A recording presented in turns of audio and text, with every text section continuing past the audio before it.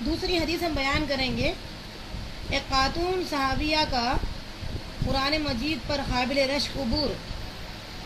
حضرت عبداللہ ابن مسعود رضی اللہ عنہ نے فرمایا جسم گودنے والیاں اور گدوانے والیوں، چہرے کے بال اکھاڑنے والے اور والیوں، خوبصورتی کے لیے دانت رگڑ کر کھلے کرا دینے والیوں پر، نیز اللہ تعالیٰ کی بناوٹ کو تبدیل کرنے والیوں پر اللہ تعالیٰ نے لعنت فرمائی ہے. بنی اسد کی ایک عورت ام یعقوب نے یہ بات سنی جو کہ قرآن پڑھا کرتی تھی، تو حضرت عبداللہ ابن مسعود رضی اللہ عنہ کے پاس آئی اور کہا میں نے سنا ہے تم نے جسم گدوانے اور گودنے والیوں پر، چہرے کے بال اکھاڑنے اور اکھاڑنے والیوں پر، دانتوں کو کشادہ کروانے والیوں پر اور اللہ کی بناوٹ کو بدلنے والیوں پر لعنت فرمائی ہے. حضرت عبداللہ ابن مسعود نے کہا میں اس پر لعنت کیوں نہ کروں جس پر رسول اللہ صلی اللہ علیہ وسلم نے لعنت فرمائی ہے. تو یہ اللہ تعالیٰ کی کتاب میں موجود ہے. اس عورت نے کہا میں نے اپنے پاس محفوظ 2 تختیوں کے درمیان سارا قرآن پڑھ ڈالا، لیکن مجھے تو اس میں کہیں اس بات کا ذکر نہیں ملا. حضرت عبداللہ ابن مسعود اگر تو قرآن غور سے پڑھتی تو تجھے یہ بات مل جاتی. اللہ تعالیٰ فرماتا ہے رسول اللہ صلی اللہ علیہ وسلم جس بات کا حکم دے اس پر عمل کرو اور جسے منع کرے اس سے باز آ جاؤ. سورہ حشر آیت نمبر 7. پھر وہ عورت بولی ان باتوں میں سے بعض باتوں تمہاری بیوی میں ہیں. عبداللہ رضی اللہ عنہ نے کہا جاؤ جا کر دیکھ لو. وہ عورت گئی تو ان کی بیوی میں ایسی کوئی بات نہ پائی. تب وہ واپس آئی اور کہنے لگی ان میں سے تو کوئی بات میں نے تمہاری بیوی میں نہیں دیکھی. تو عبداللہ نے فرمایا اگر وہ ایسا کرتی تو ہم کبھی اس سے صحبت نہ کرتے، یعنی اسے طلاق دے دیتے. اسے بخاری نے روایت کیا. مطلب یہ ہے کہ آپ اس سے اندازہ کیجئے کہ یہ عورت جو ہے عبداللہ ابن مسعود رضی اللہ عنہ جو بات بیان کیے ہیں کہ جسم کو گدوانے والیاں اور جو بھی آج کل جو بیوٹی پارلر میں ایسے اللہ کی بناوٹ پر ترمیمات کی جا رہی ہے، تبدیلی لائی جا رہی ہے، تو کچھ چیزیں حرام بھی ہے اس کے اندر. تو اس پر عبداللہ ابن مسعود نے فرمایا کہ اللہ تعالیٰ کی لعنت ہے ان پر.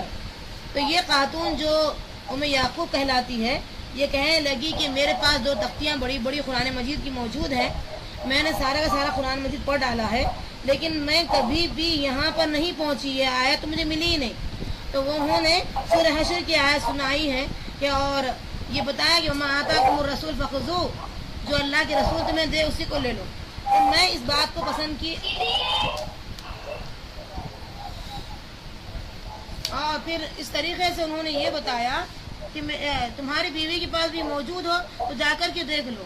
اگر وہ ایسا کر دیتی تو میں اسے طلاق دے دیتا. اس سے اندازہ کیجئے دونوں کا بھی کہ یہ بھی جو ہے حدیث رسول کو قرآن کا جو درجہ دیے ہیں، کیونکہ قرآن مجید میں فرمایا وَمَن يُطِعِ الرَّسُولَ فَقَدْ أَطَاعَ اللَّهَ، جو رسول کی اطاعت کرے وہ اصل میں اللہ کی اطاعت کرنے والا ہے.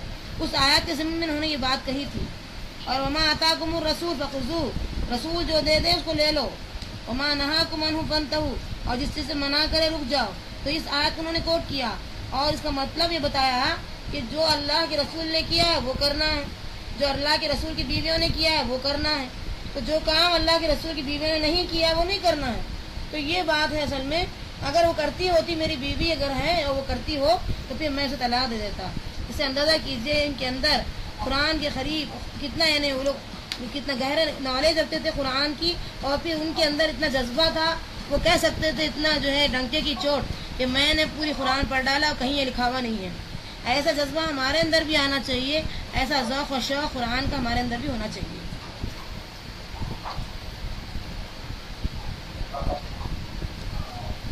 بچوں میں تحفیظ قرآن اور تلاوت قرآن کا شوق. حضرت عمر بن سلمہ رضی اللہ عنہ کہتے ہیں کہ ہماری رہائش پانی کی گزرگاہ پر تھی جہاں سے مسافر گزرتے تھے.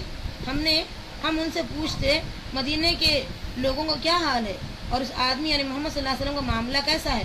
لوگ کہتے ہیں وہ شخص دعویٰ کرتا ہے کہ وہ اللہ کا رسول ہے اور اللہ اس پر ایسی ایسی وحی نازل کرتا ہے میں اس وحی کے الفاظ یاد کر لیتا گویا کسی نے میرے سینے میں وہ آیا جما دی ہو۔ اہل عرب ایمان لانے کے معاملے میں فتح مکہ کے منتظر تھے اور کہتے تھے اس آدمی اور اس کی قوم کو اس کے حال پر چھوڑ دو، اگر یہ اپنی قوم پر غالب آ گیا یہ سچا نبی ہے۔ بس جب مکہ فتح ہوا تو ہر قبیلہ پہلے اسلام لانا چاہتا تھا۔ میرے باپ نے بھی اپنی قوم کے ساتھ اسلام لانے میں جلدی کی۔ جب وہ نبی اکرم صلی اللہ علیہ وسلم سے ملاقات کر کے آئے تو کہنے لگا واللہ میں سچے نبی سے مل کر آیا ہوں۔ آپ صلی اللہ علیہ وسلم نے حکم دیا کہ فلاں نماز فلاں وقت پر پڑھو۔ جب نماز کا وقت ہو تو تم میں سے ایک آدمی اذان دے اور جسے قرآن زیادہ یاد ہو وہ امامت کرے۔ میری قوم کے لوگوں نے دیکھا تو مجھ سے کسی کو قرآن یاد نہ تھا، کیونکہ میں مسافروں میں سے سن کر بہت زیادہ قرآن یاد کر چکا تھا، لہذا انہوں نے مجھے امام بنا لیا۔ اس وقت میری عمر 6 یا 7 برس کی تھی۔ اسے بخاری نے روایت کیا۔ اس حدیث سے یہ واضح ہوتا ہے کہ ایک تو یہ ہے ماحول کا اثر بچوں پر بہت گہرا ہوتا ہے۔ دوسری چیز یہ ہے کہ یہ جو نبی صلی اللہ علیہ وسلم کے ابتدائی اوقات جو تھے جس پر وحی نازل ہو رہی تھی اور یہ جو ہے پانی کا جو سفر کر رہے تھے، یہ مسافر تھے، آپس میں جب گفتگو کر رہے تھے کہ مدینے میں وہ جو شخص رہتے یعنی محمد صلی اللہ علیہ وسلم کا معاملہ کیسا ہے، تو کہنے لگے کہ وہ دعویٰ کرتے ہیں کہ وہ اللہ کے رسول ہے اور ان پر ایسی وحی آتی ہے جو ہے جس کے الفاظ کو میں یاد کر لیتا ہوں۔ تو وہ آیات جو جمع کر دیے تھے اپنے ذہن کے اندر، اس پر ایسا وقت آیا کہ واقعی جب وہ لوگ منتظر تھے کہ مکہ فتح ہو تب ہم یقین کریں گے کہ وہ نبی سچے نبی ہے، تو پھر یہ ہوا کہ واقعی مکہ فتح ہو گیا اور پھر جوخ در جوخ ہر قبیلے سے لوگ اسلام کی طرف آئیں، تو اس پر یہ سوچا گیا کہ اب فلاں وقت پر فلاں نماز پڑھنی ہے، تو نبی صلی اللہ علیہ وسلم نے انہیں حکم دیا تھا کہ اذان پہلے تو پھر نماز ادا کرنی ہے۔ تو اس پر یہ شخص یعنی یہ جو 7 یا 6 برس کے تھے یہ کہنے لگے کہ میں باوجود کم سنی کے قرآن مجید چونکہ یاد کر چکا تھا بہت سا، اسی لیے سن کے یاد کیے تھے، کبھی دیکھ کر کے یاد نہیں کیے، سن کے یاد کیے تھے، اسی پر مجھے امام بنا لیا گیا۔ تو آپ اندازہ کیجئے بچوں کو بچپن میں قرآن پہلے پڑھانے سے جو وقت ہوتا ہے یاد کرنے کا وہ وقت میں قرآن یاد ہو جاتا ہے۔ تو ہم جو سوچتے ہیں کہ بچہ جو ہے بچپن میں انگلش میڈیم اعلیٰ تعلیم حاصل کر لے یہ اور بعد میں جا کر کے پھر قرآن وغیرہ پڑھیں، تو یہ جو ہماری سوچ ہے یہ بالکل گھٹیا سوچ ہے۔ حقیقت یہی ہے کہ بچپن میں بچے کی ذہانت بہت تیز ہوتی ہے اور اسی اثنا میں اس کو قرآن یاد دلایا جاتا ہے، تو حدیث میں آتا ہے کہ اللہ تعالیٰ قرآن کی بدولت قسمتوں کو وابستہ کر دیں گے، تقدیر کو بلند کر دیں گے انشاءاللہ۔ تو بچوں کو سب سے پہلے قرآن حفظ کرانے کی طرف فکر کرنی چاہیے، قرآن کا شوق ان کے اندر پیدا کرنی ہے۔ غلاموں میں تحفیظ قرآن اور تلاوت قرآن کا شوق۔ حضرت عبداللہ ابن عمر رضی اللہ عنہ کہتے ہیں کہ رسول اللہ صلی اللہ علیہ وسلم کی مدینہ تشریف آوری سے پہلے مہاجرین کا پہلا قافلہ جب مقام اسبا میں وارد ہوا تو ان کی امامت حضرت ابو حذیفہ رضی اللہ عنہ کے آزاد کردہ غلام حضرت سالم رضی اللہ عنہ کراتے تھے، کیونکہ انہیں قرآن سب سے زیادہ یاد تھا۔ آپ اندازہ کیجئے یہ غلام تھے، اس کے باوجود بھی یہ قرآن کو اتنا زیادہ یاد کیے کہ اللہ تعالیٰ نے غلام ہونے کے باوجود امامت کا شرف دے دیا ان کو۔ تو آج ہماری ضرورت اس بات کی ہے کہ بچوں کو بار بار قرآن کی سمجھے کہ اس کا شوق اس کے بارے میں بتانا اور خود ہم اتنا واقف رہنا کہ بچوں کو جو ہے بتانے سے پہلے اتنا علم ہمیں ملے کہ وہ واقعی شوق ان کے اندر پیدا ہوتے چلے جائے۔ جیسے یہ 2 حدیثیں کافی ہیں بچوں کے لیے کہ 7 یا 8 برس کی عمر میں کون امامت کرے، اللہ کے رسول صلی اللہ علیہ وسلم نے ان کو امامت کے لیے آگے کرا دیا۔ آپ اندازہ کیجئے جس کو زیادہ قرآن یاد ہوتا ہے اسی کو امامت کا جو ہے شرف دیا جاتا ہے۔ اب غلاموں میں یہی حال تھا کہ ایک اعتبار سے دنیاوی اعتبار سے وہ غلام تو تھے لیکن اخروی اعتبار سے وہ جو ہے امامت کر کے سب کو مقتدی بنا لیے۔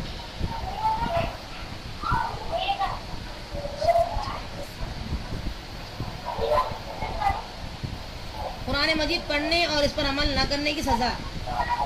جس نے فقط جتلانے یا بڑا بننے کے لیے قرآن کا علم حاصل کیا، اس کے لیے آگ ہے۔ جابر بن عبداللہ رضی اللہ عنہ کہتے ہیں رسول اللہ صلی اللہ علیہ وسلم نے فرمایا، علم اس کے لیے حاصل نہ کرو کہ علماء پر فقط جتلاؤ اور جہلن یعنی جھگڑے کرو یا مجالس میں بڑے بن جاؤ، جو شخص ایسا کرے گا اس کے لیے آگ ہے، آگ ہے۔ ابن ماجہ نے روایت کیا۔ اندازہ کیجئے کہ علم جو حاصل کرتے ہیں عمل کی نیت سے کرنا ہے کہ جتنا علم مجھے مل رہا ہے اللہ تعالیٰ مجھے عمل کی توفیق اتنی برابر دے دے، اور اس کے لیے دعا بھی مانگے، عمل بھی کریں۔ لیکن اگر علم اس لحاظ سے حاصل کیا گیا کہ علماء پر فقط جتلاؤں کہ میرے پاس اتنا علم ہے، اگر یہ آ جائے اس کے اندر تو اس کے لیے آگ ہے۔ قرآن مجید پڑھنے والوں اور اس پر عمل نہ کرنے والوں کے ہونٹ جہنم میں آگ کی خیچیوں سے کاٹے جائیں گے۔ حضرت انس رضی اللہ عنہ کہتے ہیں کہ رسول اللہ صلی اللہ علیہ وسلم فرمایا، معراج کی رات میرا گزر ایک ایسی قوم پر ہوا جن کے ہونٹ آگ کی خینچیوں سے کاٹے جاتے اور پھر صحیح سالم ہو جاتے، پھر دوبارہ کاٹے جاتے۔ میں نے جبرائیل علیہ السلام سے پوچھا یہ کون لوگ ہیں؟ جبرائیل علیہ السلام نے بتایا یہ آپ کی امت کے وہ خطیب ہیں جو دوسروں کو وعظ کرتے تھے لیکن خود عمل نہیں کرتے تھے، اللہ کی کتاب پڑھتے تھے لیکن اس پر عمل نہیں کرتے تھے۔ اسے بہقی نے روایت کیا۔ اب اندازہ کیجئے یہ بات کلم کلا واضح ہو چکی ہے کہ قرآن جتنا کہا جا رہا ہے عمل نہ کیا جائے اس کے مطابق تو پھر ہونٹ جو ہے جہنم میں آگ کی خینچیوں سے کاٹے جائیں گے۔ یہ بات بھی ہے۔ دوسری بات، بعض لوگ یہ کہتے ہیں کہ بھئی جب اتنی بڑی سزا ہے تو لوگوں کو بتانا ہی نہیں چاہیے ورنہ پھر ہم سزا کے مستحق بنیں گے۔ یہ بھی غلط بات ہے، اس لیے کہ نیک بننا بھی ہے، نیک بنانا بھی ہے، اور اگر ہماری نیت یہ ہو کہ عمل نہ کریں تو پھر اس پر یہ سزا ہے۔ ہماری نیت یہ ہے کہ ہم انشاءاللہ عمل کریں گے، اس کوئی سزا نہیں ہے۔ دوسروں کو قرآن پڑھنے پڑھانے اور خود عمل نہ کرنے کا المناک انجام۔ اسامہ رضی اللہ عنہ کہتے ہیں کہ میں نے رسول اللہ صلی اللہ علیہ وسلم کو فرماتے سنا، ایک آدمی کو لایا جائے گا اور اسے جہنم میں پھینک دیا جائے گا، اس کی انتڑیاں پیٹ سے باہر نکل آئیں گی، پھر جس طرح گدھا چکی کے گرد گھومتا ہے اسی طرح وہ آدمی بھی اپنے انتڑیوں کے گرد گھومے گا۔ اہل جہنم اس کے پاس اکٹھے ہوں گے اور پوچھیں گے اے فلاں تمہیں کیا ہوا؟ تم تو ہمیں نیکی کا حکم دیتے تھے، برائی سے روکتے تھے۔ تو وہ جواب دے گا ہاں میں تمہیں نیکی کا حکم دیتا تھا لیکن خود اس پر عمل نہیں کرتا تھا، تمہیں برائی سے روکتا تھا لیکن خود برائی کا ارتکاب کرتا تھا۔ اسے بخاری نے روایت کیا۔ اندازہ کیجئے قرآن مجید پڑھنے پڑھانے اور خود عمل نہ کرنے کا جو المناک انجام ہوا ہے کہ اہل جہنم جو ہے اس سے پوچھیں گے کہ قرآن تم تو تعلیم دین دیتے تھے، تم تو نیکی کا حکم دیتے تھے، برائی سے روکتے تھے، لیکن تمہارا یہ حشر کیوں ہوا کہ تم انتیڑیاں جو ہے پیٹ کی تمہاری باہر نکل گئی، تم گدھے کی طرح اس کی اطراف چکر گھومتے پھرتے رہے ہو، کیا بات ہے؟ آپ غور کریے کہ ہم میں سے کتنے لوگ ہیں جو قرآن کی بڑی بڑی باتیں دوسروں تک پہنچا تو دیتے ہیں لیکن عمل میں اپنے آپ کو چیک نہیں کرتے۔ لہٰذا آج ہم تصفیہ کریں گے، اپنی زندگی کے اندر جائزہ بھی لیں گے کہ ہم کس کس آیات پر کب یعنی لوگوں کو سنا دیے ہیں لیکن عمل نہیں کیے۔ تو انشاءاللہ دعا کریں اللہ ہر آیت پر ہمیں عمل کی توفیق عطا فرما۔ دنیا کمانے کے لیے قرآن مجید پڑھنے والوں کو آپ صلی اللہ علیہ وسلم نے مذمت فرمائی۔ سہل بن سعد سعدی رضی اللہ عنہ کہتے ہیں کہ ایک روز رسول اللہ صلی اللہ علیہ وسلم ہمارے پاس تشریف لائے اور ہم قرآن مجید کی تلاوت کر رہے تھے۔ آپ صلی اللہ علیہ وسلم نے ارشاد فرمایا الحمدللہ اللہ کی کتاب ایک ہے اور تمہارے درمیان پڑھنے والا سرخ بھی ہے کالے بھی ہیں، لہٰذا اسے خوب پڑھو اس سے پہلے کہ ایسے لوگ آ جائیں جو قرآن مجید اس طرح سوار کر پڑھیں گے جس طرح تیر کو سوار کر رکھا جاتا ہے، لیکن وہ اس کا بدلہ آخرت کی بجائے دنیا میں وصول کر لیں گے۔ آپ اسے اندازہ کیجئے آج لوگ جو ہے قرآن کو خیرات کی شکل میں پڑھتے ہیں، قرہ بنتے ہیں اور پیسے وصول کرتے ہیں اور بنا کر کے گویہ انداز میں قرآن کو پڑھا جاتا ہے، خیراتیں ہوتی ہیں اور اسے پیسہ وصول کیا جاتا ہے۔ اس پر اللہ کے رسول صلی اللہ علیہ وسلم نے فرمایا کہ وہ تیر کی طرح سوار کر پڑھیں گے قرآن کو، لیکن یہ قرآن بجائے آخرت میں بدلہ دینے کے دنیا میں بدلہ دے دے گا خالی۔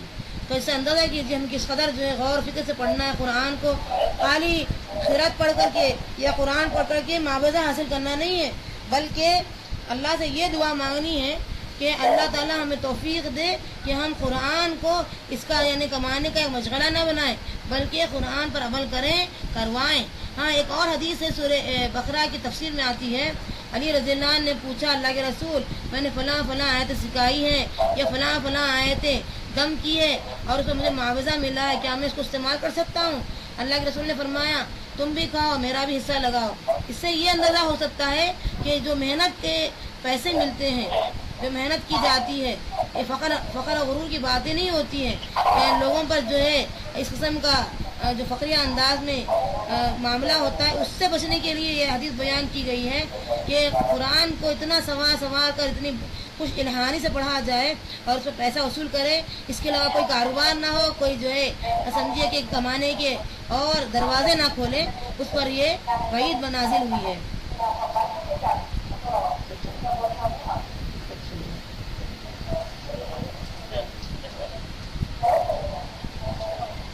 جس نے عمل کرنے کے بجائے دنیا کمانے کے لیے قرآن مجید کا علم حاصل کیا، وہ جنت کی خوشبو بھی نہیں پائے گا۔ ابو ہریرہ رضی اللہ عنہ کہتے ہیں رسول اللہ صلی اللہ علیہ وسلم نے فرمایا جس نے وہ علم حاصل کیا جس سے اللہ کی رضا حاصل ہو وہ درست ہے، لیکن جو اسے دنیائی مفادات کے لیے حاصل کرے وہ جنت کی خوشبو نہیں پا سکے گا۔ اسے ابن ماجہ نے روایت کی۔ اب اندازہ کیجئے کہ نیت کا جو معاملہ ہوتا ہے بہت اہم بات ہوتی ہے۔ اللہ کی رضا کے لیے اگر انسان محنت کرتا ہے تو انشاءاللہ اس کو جنت ضرور ملے گی، دنیاوی مفادات کے لیے محنت کرتا ہے تو جنت کی خوشبو بھی نہیں ملے گی۔